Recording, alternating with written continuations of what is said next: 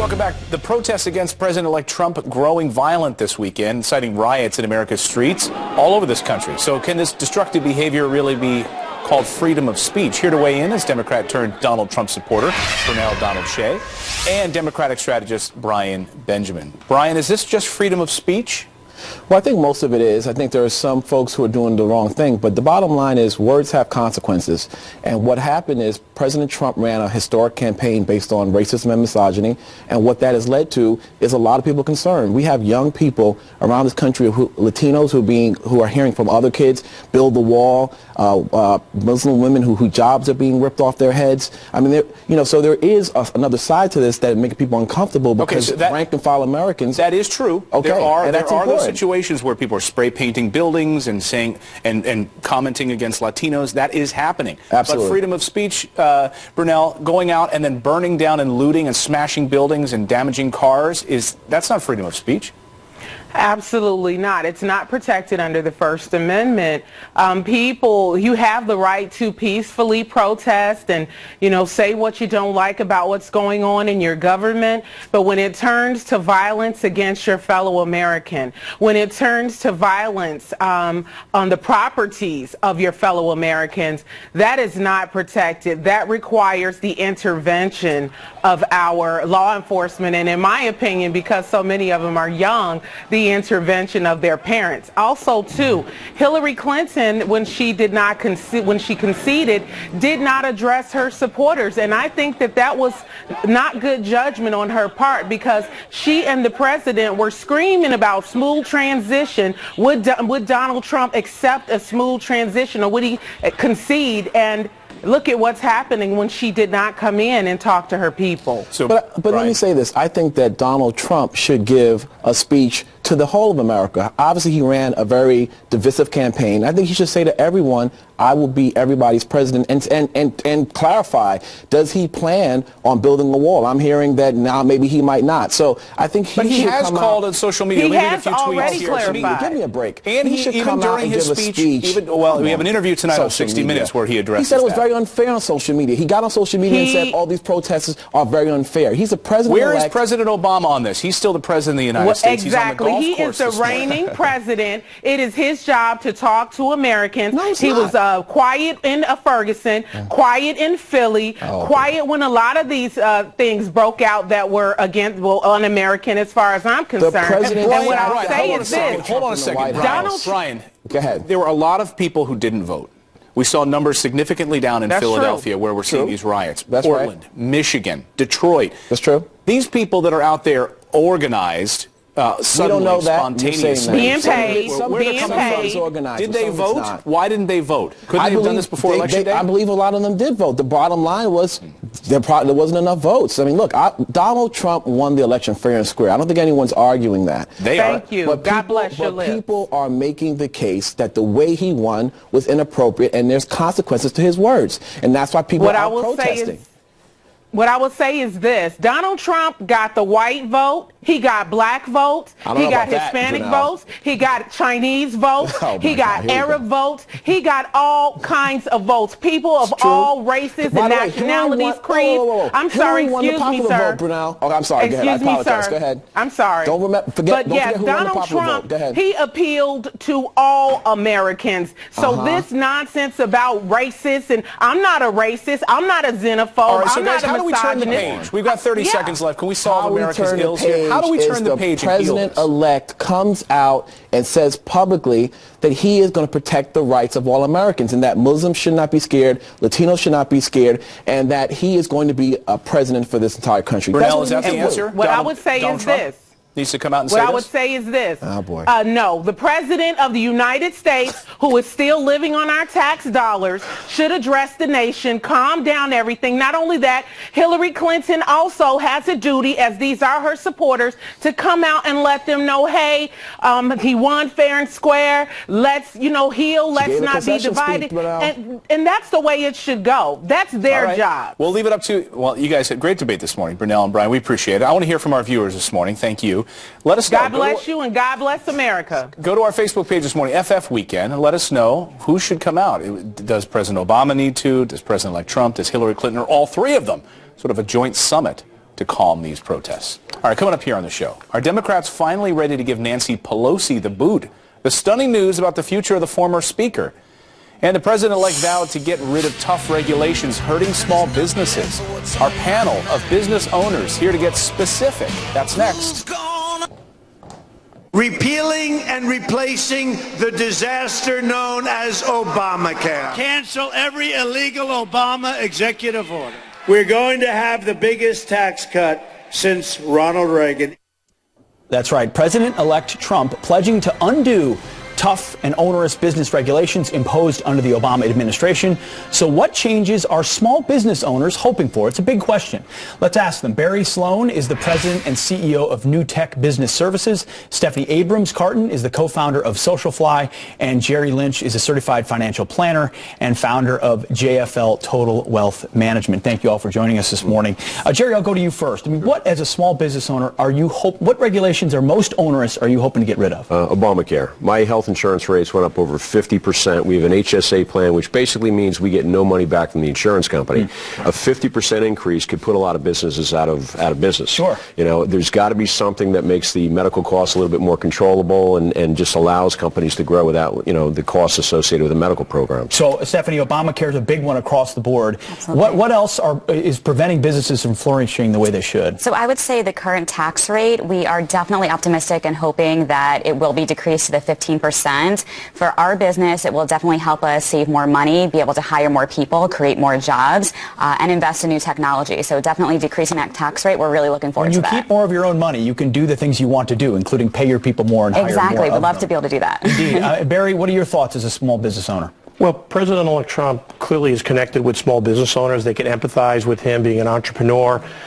Regulation like from Dodd-Frank, which was created during the first term of Obama, which really put a tremendous onus on the banking industry to provide funds to small businesses and individuals, and created the Consumer Financial Protection Board.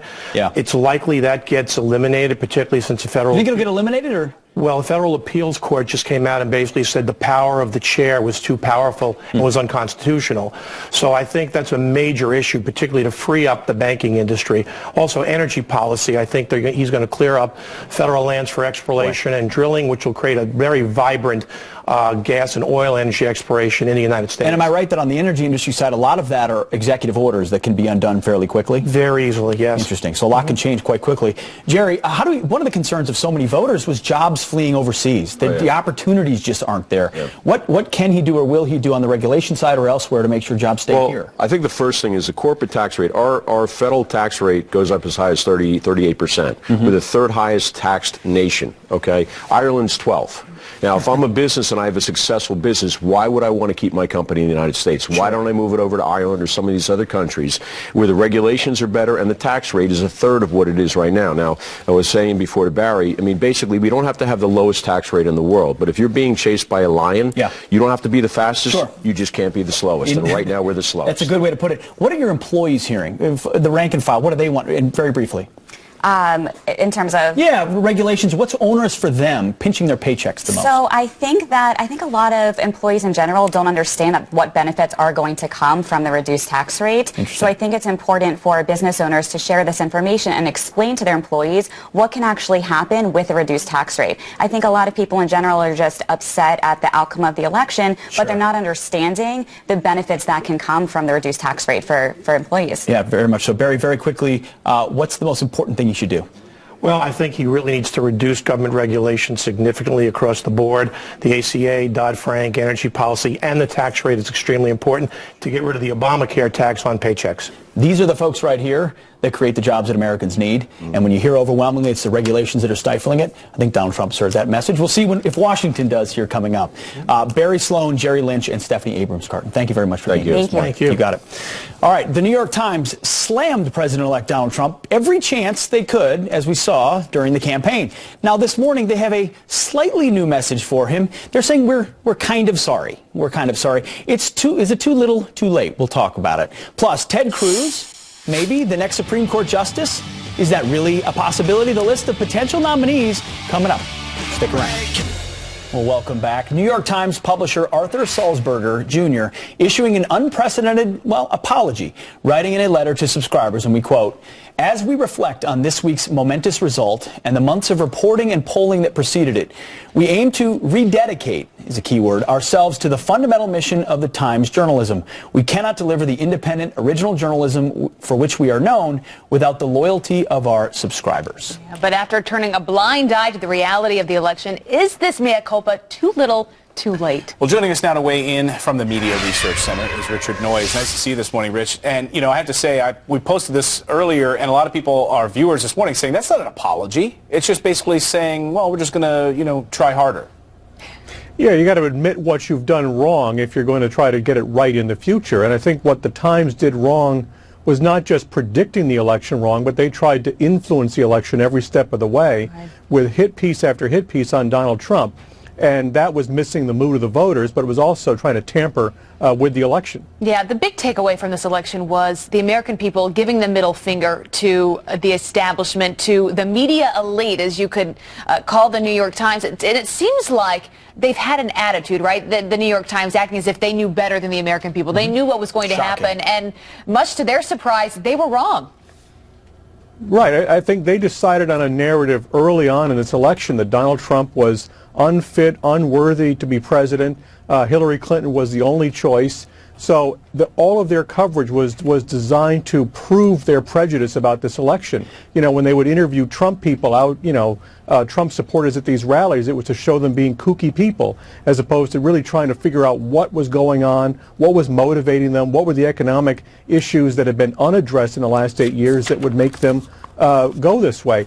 And I think, they just choosing the conclusion first and then reporting to fill in the gaps is biased reporting, and it made them really miss the political story of the decade. Very much so, and it doesn't count as an apology if in that same letter you say, we thought we were fair throughout the entire election. But what they suffer from is their bottom line. They're a business, they've got to make money, and they're not making it. They've been hearing from their readers. Here's a letter from a New York Times reader, Nick Crawford from Plymouth, Michigan. He wrote, "Perhaps the election result would not be such a surprise if your reporting had acknowledged what ordinary Americans care about, rather than pushing the limited agenda of your editors. Please come down from your New York City skyscraper and join the rest of us." I think Nick speaks for a lot of people. I think he does, and I think it's also not just the New York Times. There's ABC, CBS, NBC. A lot of these liberal New York-based media outlets were blindsided by this election. They tried to influence it in a way to help Hillary Clinton, and they're all losers in this election. Yeah, well, Tuesday was a huge wake-up call. Sure, and if it wasn't, then it needs to be. We'll see if it will be, really. It's a challenge. You can't just turn off the progressive switch when you've got an agenda. We'll see how they do it. If it was too little too late. All right, good to see you this morning. Thank you. Rich. Thanks. All right, coming up, Ted Cruz, the next Supreme Court justice. Is that a real possibility? We're going to look at some of the potential nominees. That's right. Plus, Oprah's got a message for these angry liberal protesters, maybe rioters. She says, chill out. Welcome back. And a surprising suggestion from Senator Lindsey Graham for who should fill the vacant Supreme Court seat. Fellow Senator Ted Cruz saying, quote, "There is no stronger constitutional conservative." Though President-elect Trump's list of potential nominees contains some unusual choices, is Cruz really a possibility? Ryan Gerdusky from Red Alert Politics is here to break down some of Mr. Trump's possible picks. Good morning, Ryan. Good to see you. Let's start with Senator Ted Cruz, because that was a name you did not see coming on the list, especially from Senator Lindsey Graham. There is no love lost between these two. What is going on? Yeah, they're not exactly friends, and I think that... Not exactly. Yeah, not exactly. He compared him being poisoned and said if he was shot, no one could evict him. The thing is that I think that Senator Lindsey Graham really would like the Senate to change and become more establishment-oriented. So getting Ted Cruz out of the Senate would be great. It would be Ruth Bader Ginsburg's problem instead of Lindsey Graham's problem. And it would prevent him from ever running for president ever again. And Ted Cruz very much has presidential ambitions into the future. So this would be a great win-win for him, and it would make, he'd probably get a more establishment senator out of Texas. So I think it's more benefiting Lindsey Graham than benefiting Ted Cruz, or maybe, or Donald Trump's presidency. I think Mr. Trump would ever look at that seriously, Senator Ted Cruz on the Supreme Court? Does Ted Cruz really want it? Does Ted Cruz want to be president one day, or does Ted Cruz want to be Supreme Court justice? I think Ted Cruz really wants to be president one day. I wouldn't be surprised if we saw him run in 2024 or something. Yeah, I would not be surprised either. Okay, let's look at some of the more realistic options. Yeah. Senator Mike Lee, who is very close to Senator Cruz, elected in 2010 from my home state of Utah. This is a job that he's always dreamed of having. He would certainly do it if asked. Well, Mike Lee's biggest competition may be his brother Thomas Lee. Thomas Lee is also on the short list, and the family produces constitutionalists, everyone in the family. So it would be a great choice, either one of them, and I think Thomas Lee may have a pick. Listen, the LDS community was not the biggest supporter of Donald Trump. It would be a huge win for them to have a Supreme Court justice, the first Mormon Supreme Court justice. I think that Donald Trump probably will pick one of the two in the very near future, either Thomas or Senator Mike Lee. What about Justice Don Willett? Justice Don Willett famously did not like Donald Trump, criticized him constantly on Twitter, but constitutionalists love him. The Federalist Society, those people love Don Willett, rather, and I think that he's definitely probably up on the totem pole as well. He's young. I think he's still in his late 40s or early 50s, and he'd be there for a very long time. It would definitely help him change the composition of the court in the decades to come. It seems like Mr. Trump is, at least initially, is willing to put politics aside to do what might be the best for the country. Yeah, and also to show the conservative movement, look, I'm not a Hillary plant, obviously. I'm really not a liberal. I'm going to give you guys what you want, especially when it comes to the Supreme Court. I'm going to protect the Second Amendment. I'm going to protect a lot of values we care about, unlimited government, and I'm going to make sure we have the replacement for Antonin Scalia, and maybe the replacement for... Right, you could have two on there. Ruth Bader Ginsburg, Breyer, Kennedy. They're all over or about 80 years old. So, yeah, there's plenty of possibilities, so I wouldn't be surprised if you saw some of these names come up. And for a lot of voters, it ultimately came down to the Supreme Court, because as you've been saying, this is a lifelong appointment. Yeah, evangelicals came out to the highest portion they'd ever had before. They came out heavy for a man who had 3 marriages, who famously said that he didn't have a conversation with God that much. But they cared about the Supreme Court because the Supreme Court was going to be their future, and I think that that's what. And he's going to show them, listen, I'm on your side. I'm going to give you what you want because you like to be president. Well, then they also have to get through the Senate, right? They have to get through Congress. Yeah, but they don't have the 60% threshold. Well, you need for the Supreme Court, you don't need 60 and 51, but I think they're going to have the 51 because they have 52 Republicans right now. So I think that they'll be okay. I think no matter what, and plus they'll have Joe Manchin, you'll have a handful of Democrats supporting him. We'll see some interesting options on the table. Ryan, good to see you this morning. You too. All right, coming up. He predicted the Trump shocker and the Brexit shocker. Now, Nigel Farage is ready to help Britain work with President-elect Trump, the leader of the UK Independence Party. He is here and he is live. Stick with us. Good morning to you. It is Sunday, November 13th. I'm Abby Huntsman, and breaking right now, the decision is imminent. President-elect Donald Trump planning to announce who he's going to appoint to Chief of Staff, and this is as the first foreign policy meetings are already underway. The UK's Nigel Farage, fresh off his trip from the Trump Tower. He is here and he's going to join us live. That'll be interesting. And outraged college liberals, shocking, exercising their right to smash windows, apparently, and set things on fire because they don't like Donald Trump. It's not protesting when you do that, it's rioting. And the president-elect, not their only target. Now they want Oprah's head, too. And we're not kidding. Apparently Oprah is their target also. And should President Obama pardon Hillary Clinton? The very, very real question being raised at the White House. Does she deserve a free pass? That was asked at the press corps.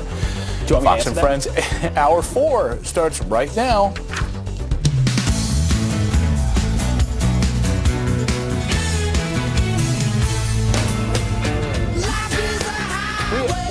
Jam-packed hour for you here in our 9 o'clock hour. That is a picture of Donald Trump and Nigel Farage. Of course, he spearheaded the Brexit movement. He was the one that accurately predicted a Trump victory. That was from yesterday at the Trump Tower.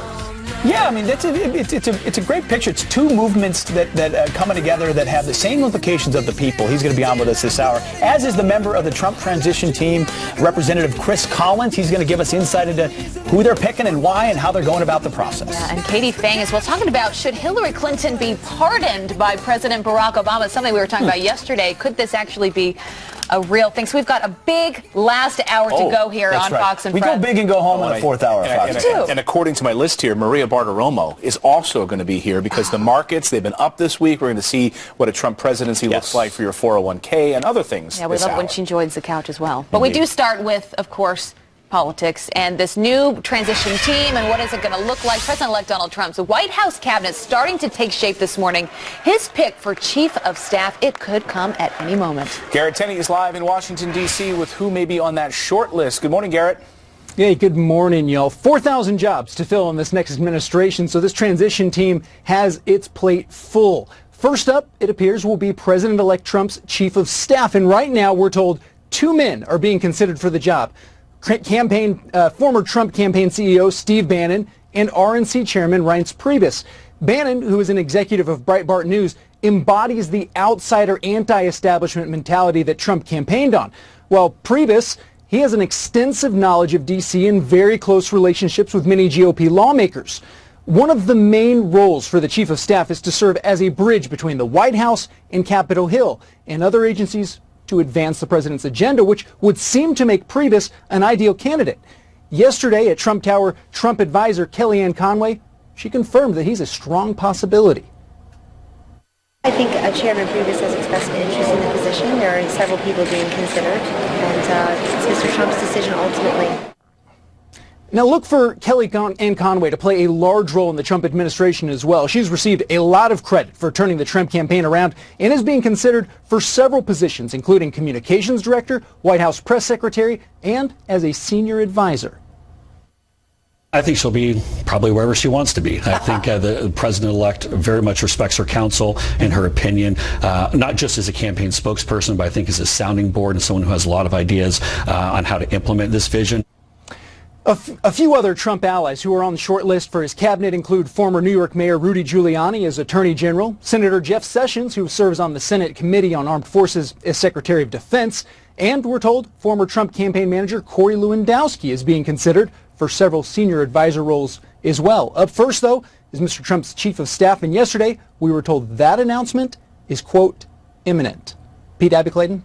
You got it, lots of speculation. Any moment. Yeah, as Chris Wallace said this morning, the chief of staff is arguably the most important role that he's going to play. Well, and he's going to get a chance to ask Kellyanne Conway himself on Fox News Sunday today. So maybe we'll get some answers soon. Meanwhile, we had a lot of people emailing us this morning, their thoughts on who they'd like to see as the chief of staff. Tammy emailed it. I would love to see Mr. Mike Huckabee have a role in President Trump's cabinet. I think he would make a good Secretary of State. And Anthony wrote to us on Facebook saying, I think Donald Trump should appoint Pete Hegseth as Secretary of the VA. There you go. He was in the military, is on the top of what is going on. Look at that, Pete. You planted that, didn't you? Yes, I got it. And Robbie tweeted, Reince Priebus for chief of staff. By the way, Pete, put 2 artificial sweeteners with a packet of Swiss Miss in my coffee.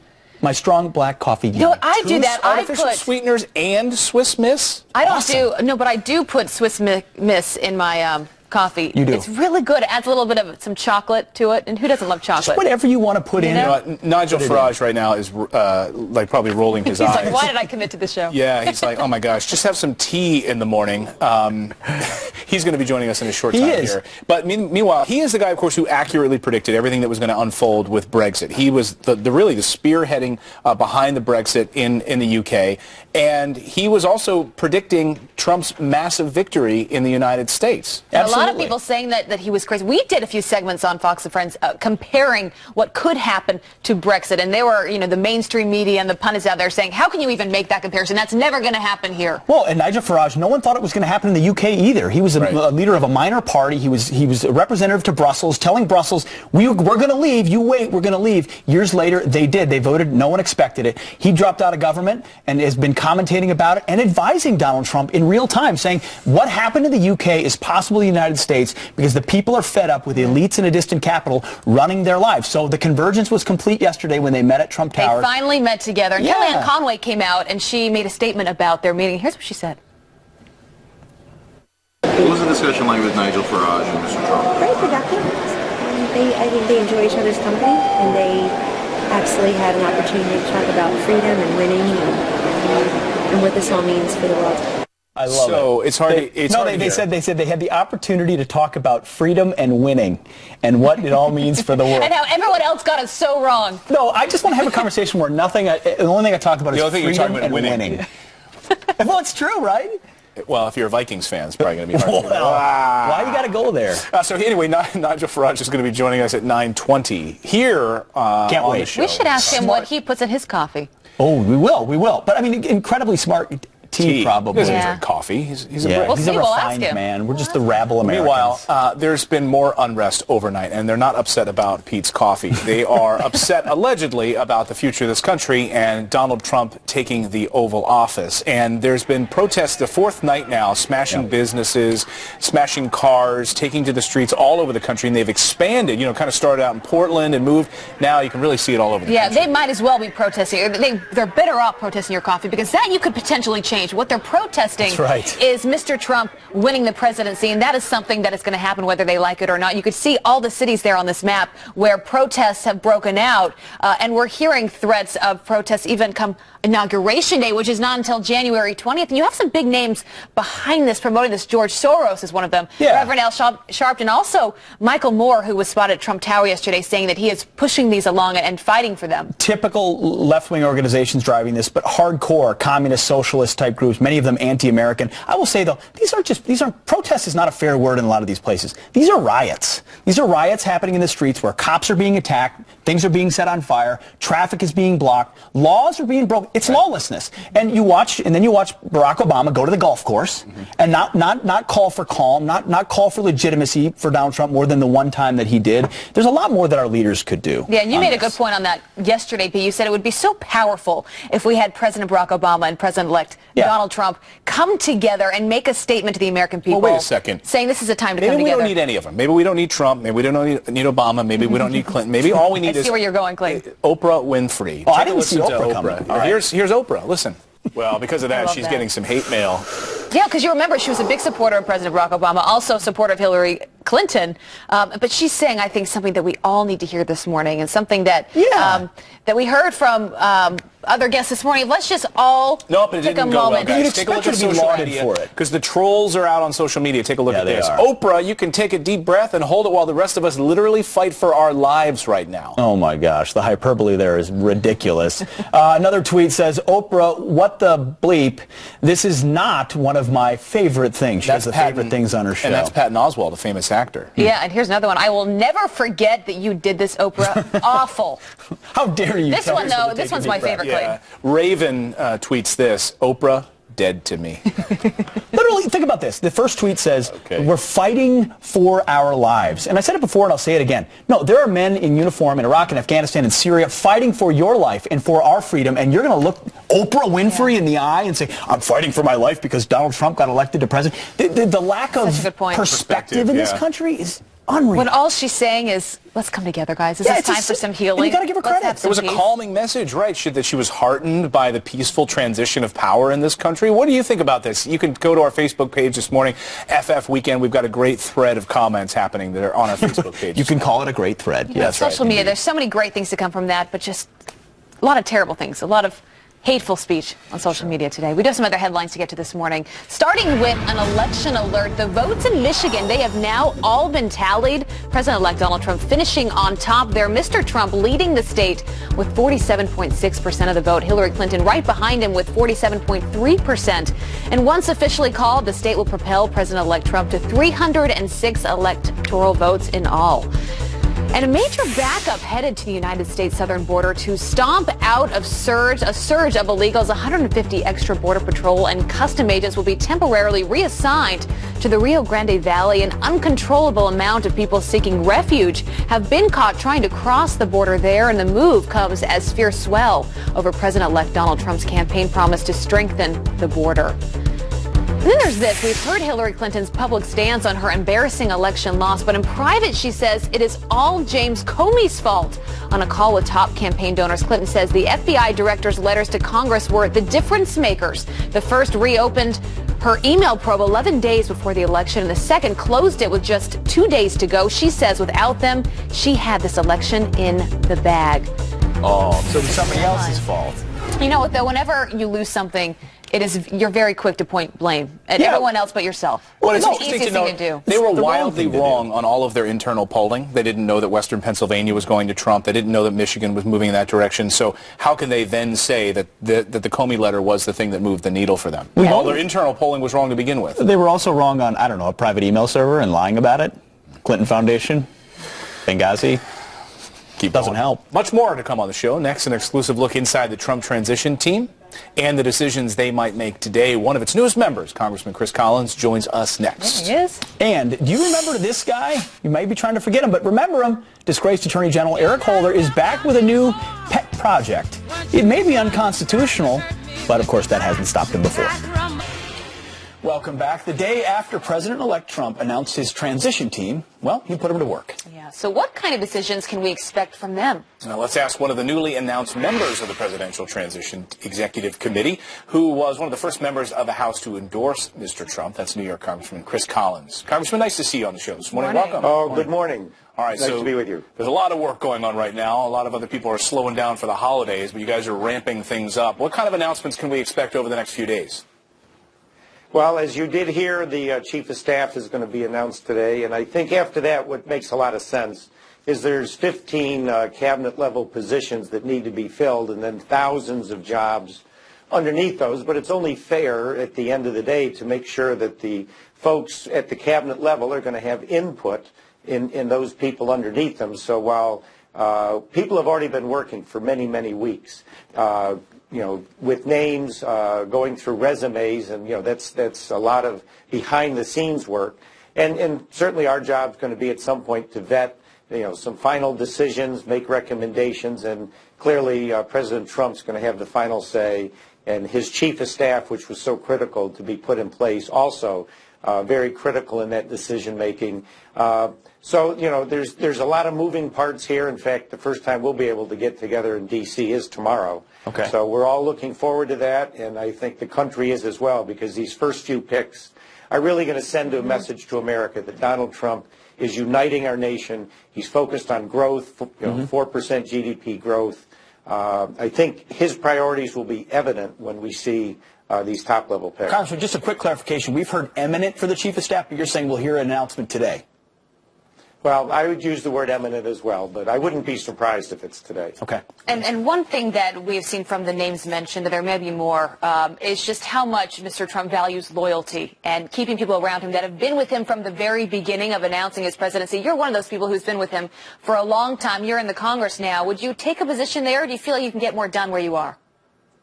No, I did speak with Mr. President-elect Trump the next day after the election. I did tell him, in my case, I want to stay in Congress. There may be a role I can play between the administration and Congress, but I serve on Energy and Commerce, the #1 committee. I'm on the Health Subcommittee, where we're going to have to replace Obamacare. So I was very clear, very happy to have been the first member to endorse him and stick with him for 8.5 months. But at this point, I can serve best in Well, and what Congress. advice do you have for him then in negotiating deals with Congress? Because that has seemed to be a challenge for presidents to be able to get things done with Congress. What advice do you have for Mr. Trump as he starts to do that? Well, he's already started in picking Mike Pence, former Congressman Mike Pence, as vice president, who has an excellent relationship with Speaker Ryan.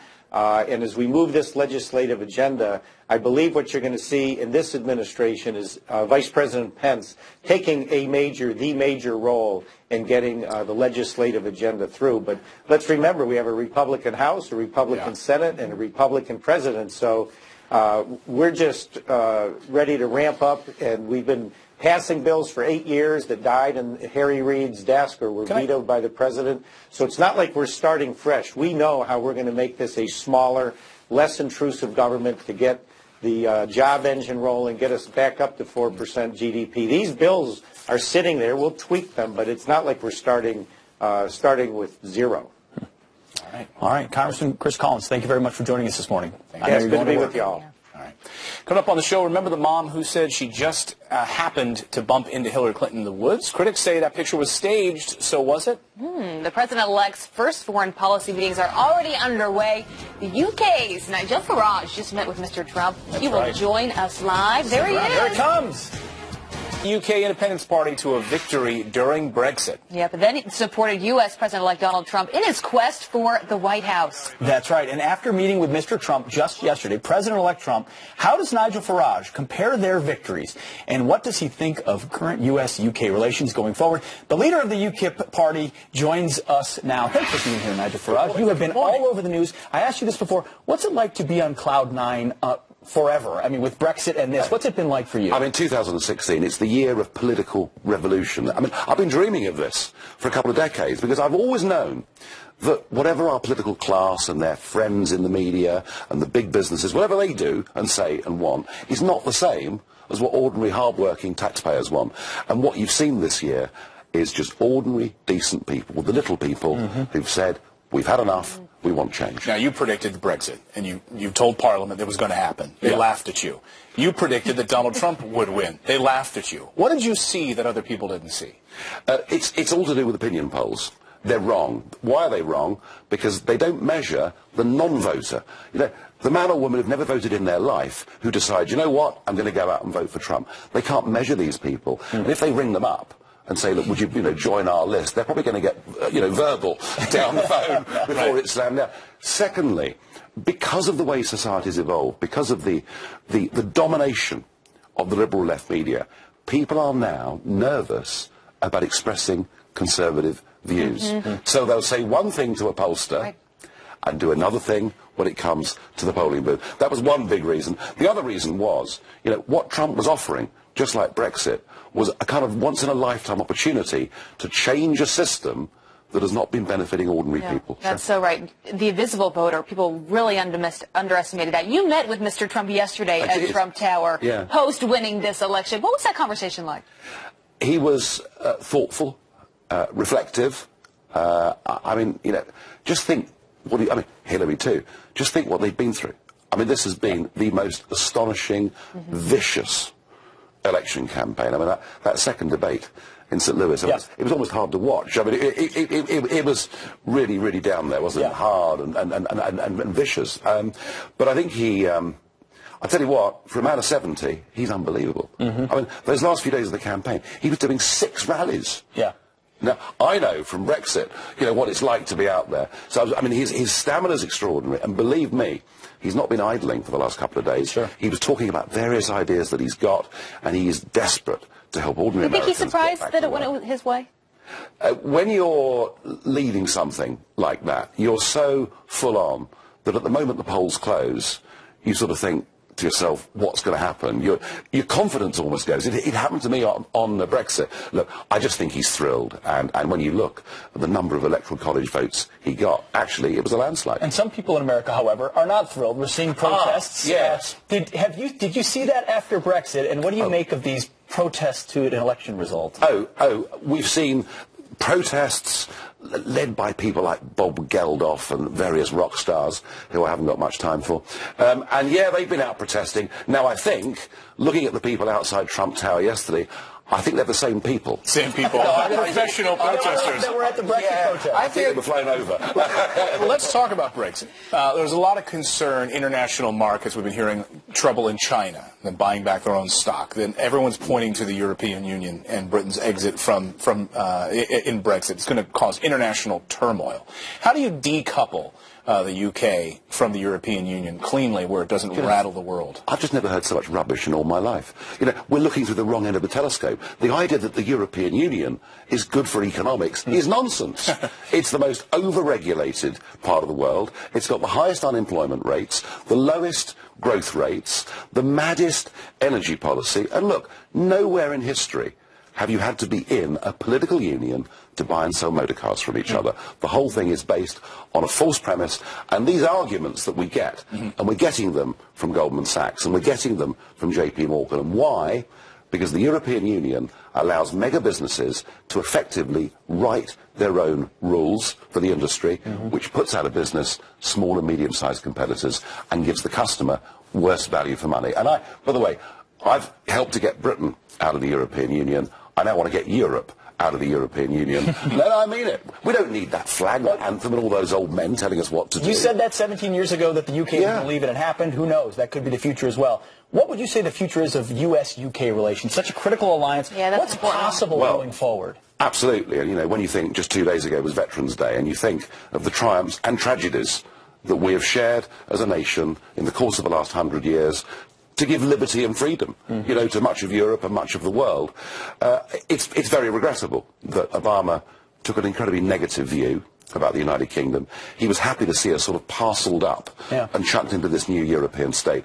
Believe me, Donald Trump and the team around him, they get what we've done together in the past, and they want us to have a good relationship in the future. Obama came to Britain in the referendum and told us that we'd be at the back of the line. Actually, I mean, I want to thank President Obama because he made the people so angry. He probably added 2% to our vote, you know. But no, I mean, what Team Trump have made clear is that we'd be at the front of the line, that we need to have. I mean, you've got massive investments in the UK. We've got massive investments here. So in terms of trade, I'm optimistic. And NATO too, right? Well, you see, the thing about NATO is that Trump has been heavily criticised for calling into question the financial contributions that some people are making. And the truth is, America is still picking up too much of the bill. He's right about that. The other thing about NATO is, you know, we know what it was formed for nearly 70 years ago. Right. It was there, you know, against the Warsaw Pact. Ever since the Berlin Wall came down, we haven't redefined what NATO's for. You guys went through a divisive time recently, obviously with Brexit. Yeah. And I traveled to Scotland just after all of that. And it seemed like there was harmony. It didn't seem like there was all this dissent. What advice do you have for America right now? I mean, Scotland, because, by the way, Scotland didn't vote for it. So, you know, here you have... I'll tell you the truth. There's a very large percentage of people who voted for remaining in the European Union who say, do you know what? We're Democrats. We lost that. Let's accept it. Let's get on with it. The only people moaning are the full-time professional student protesters, rather like the lot we saw here. Right. By the way, none of them voted because they can't get out of bed, and yet they're happy to go and protest. You know, I mean, that's true. Of course it's true. Yeah. And generally, people in the UK are accepting the result. There are some who'll go on protesting. There are some who'll go on moaning, but I have absolutely no doubt we are getting back our independence. And what did you say? You were laughed at for a long time when Brexit went. What did you say in your speech? I went to the European Parliament for the first speech after Brexit, and I got up to speak, and about 400 of them started booing and jeering, as they do. I'm like the sort of pantomime villain, you know. And I said, when I came here 17 years ago, I said to you I was going to take Britain out of the European Union. Well, I said, you laughed at me. But you're not laughing now. You're not laughing now. That's a great speech. The left here in America, not laughing now either. We love having you here, Matt. Yeah, thank you very much. With us. Pleasure. Man of history, no doubt. All right, we'll be right back after this. Welcome back. That was a really interesting segment with Nigel Farage. Just by the way, the new book out describes all of this. You got to pick it up. It's called The Bad Boys of Brexit. What an awesome title, too. Really awesome. Front and center. So anyway, let's talk about the New York Times, because speaking of getting it all wrong, you never thought that you would see a snowball's chance having this morning what has happened, which is the New York Times has sort of released an apology. I guess you could call it an apology for the way that they covered the election. They want to rededicate, they say, the paper to fair reporting. Rededicate, like a rededication ceremony. Well, here's what they're saying. They say, as we reflect on this week's momentous result and the months of reporting and polling that preceded it, we aim to rededicate, which is a key word here, ourselves to the fundamental mission of Times journalism, that is to report America and the world honestly and understand and reflect all political perspectives and life experiences in the stories that we bring to you. And later on in the letter, they go on to say, though, we feel like we covered it very fairly, the election. And if you look at they did in the letter. So it's not really an apologize. If then why are they redirecting their? I think they're covering their rear end because their viewers have said you were totally biased and we're not buying your paper. It's basically like apologizing by saying, I'm sorry that you felt that way. Yes. Right? That's always a good apology. Spouses really love my that. husband never does that to me, you know. I'm sorry that you were upset. Are you not apologizing? Yeah, it's a tiff. So anyway, Linda writes this on Facebook. She says, New York Times will never recover from this. Americans were smart enough to disregard their slanted journalism. Regaining trust is not that simple. That's right. Jan on Facebook writes, they called us aging and raging white evangelicals. New York Times is so out of touch with the rest of the country. Who is doing the raging? Not Trump's people. No, you know what? This election was really a win for the American people, regardless of how you feel about Mr. Trump winning or not. This was showing that a vote really matters, despite what the media has been telling us. And you know, whether it's the New York Times or mainstream media, it seemed like there was this attitude. They wanted to tell the American people what was going to happen, what they wanted to happen. And this election wasn't about that. It was a big middle finger to the media. Well, in Michigan overnight, finally coming in, 11,000 votes separates Donald Trump's victory in Michigan overnight to Hillary Clinton. To 306 now electoral college votes. No one predicted that. I've looked at a bunch of maps before Tuesday saying here are some ways that he could win. No one predicted No one did, except I think Rick Reitmuth may have predicted it, who is outside. No, I don't know if he did or not, but I'm going to give it to him. Rick, what do you got out there? Hey, did you see my tweet on election night? No. I didn't, by the way. No. Yeah, that we get in so much trouble when our forecasts are wrong. Oh, right. Yeah. Seriously. Everyone wants to blame you. I know. We're not that wrong. Hey, happy birthday. Thank you. So this is a big one. 50. She said it, not me. That's fine. I didn't want to call it out, but you can't celebrate because your grandmother is celebrating 100. 100th birthday, November the 20th. There you go. All right, lots of happy birthdays to go around. Thank 150 years between the two. Yes, That's right. It's a lot of That's wisdom. There. All right, take a look at the weather map. Show you what's going on this morning. We have drought across so much of the southeast. We've talked about it across the west for the last couple of years. It's really built into the northeast and to the southeast this summer.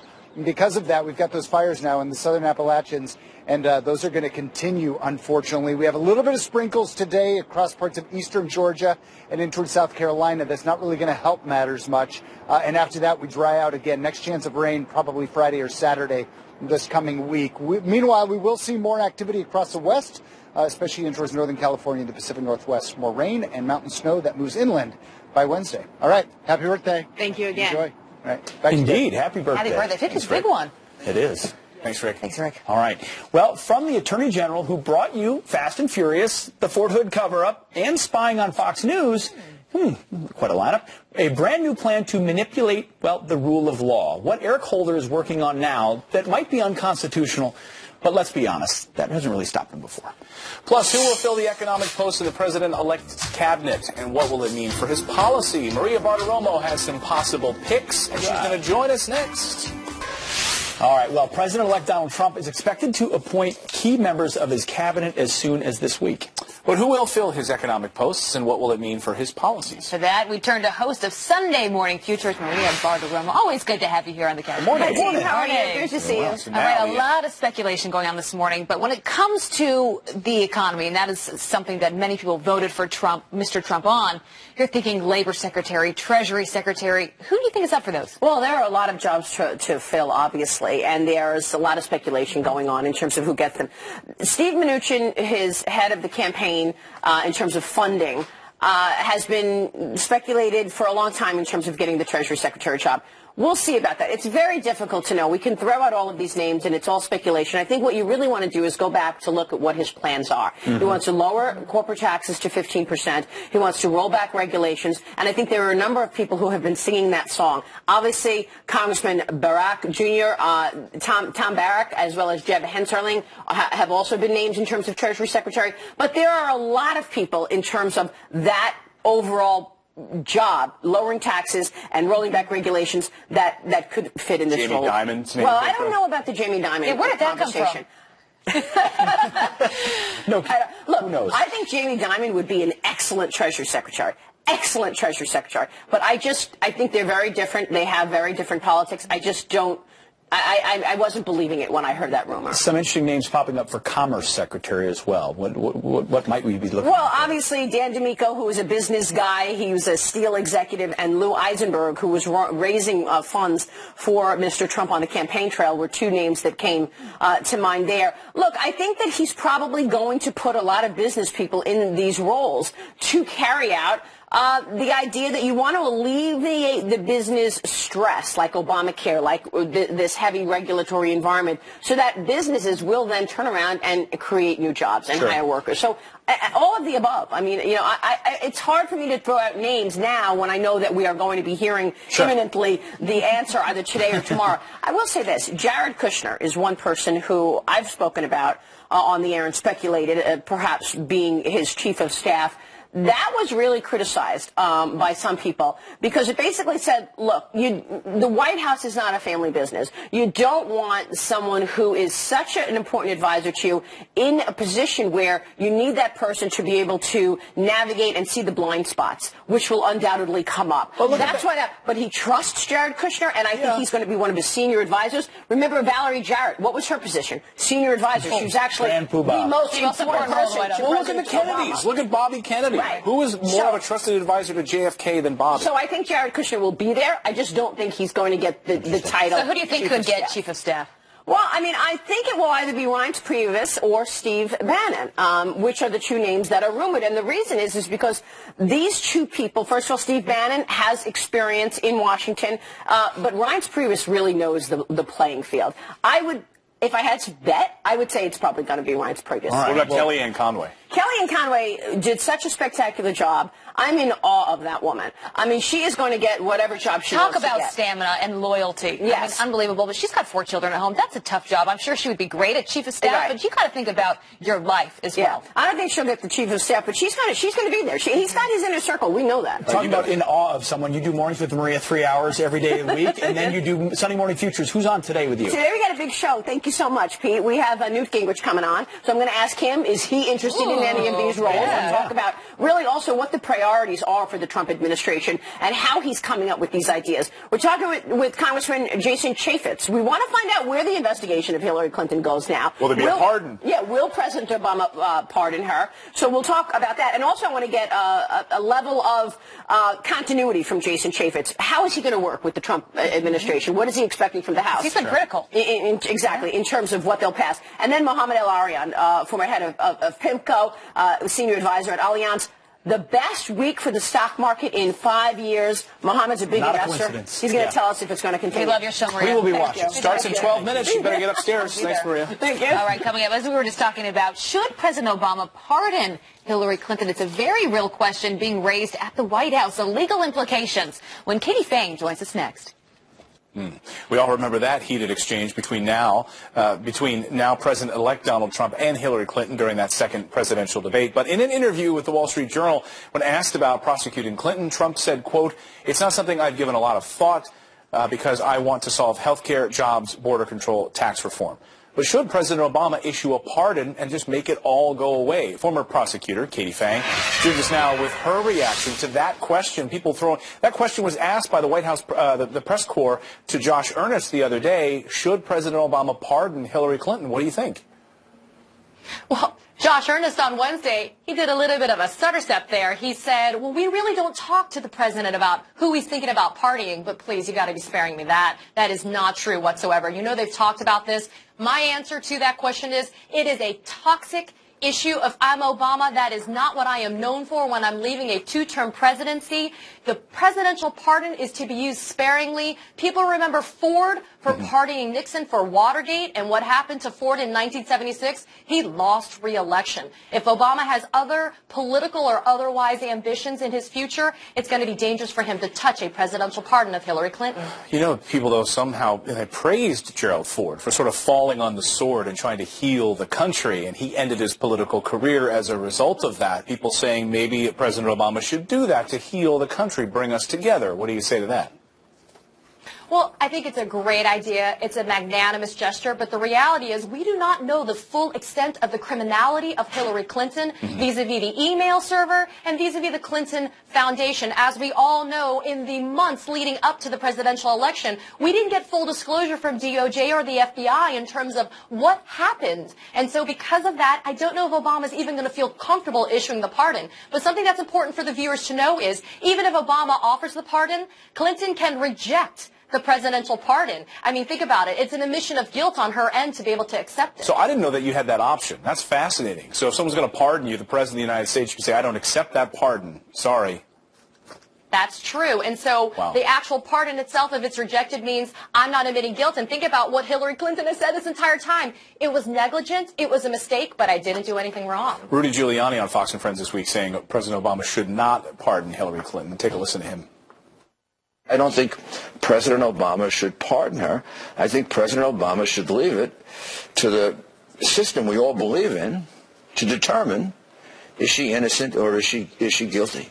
His name has been floated as potential attorney general under a Trump administration. Is it possible we might see him appoint a special prosecutor under the Trump administration?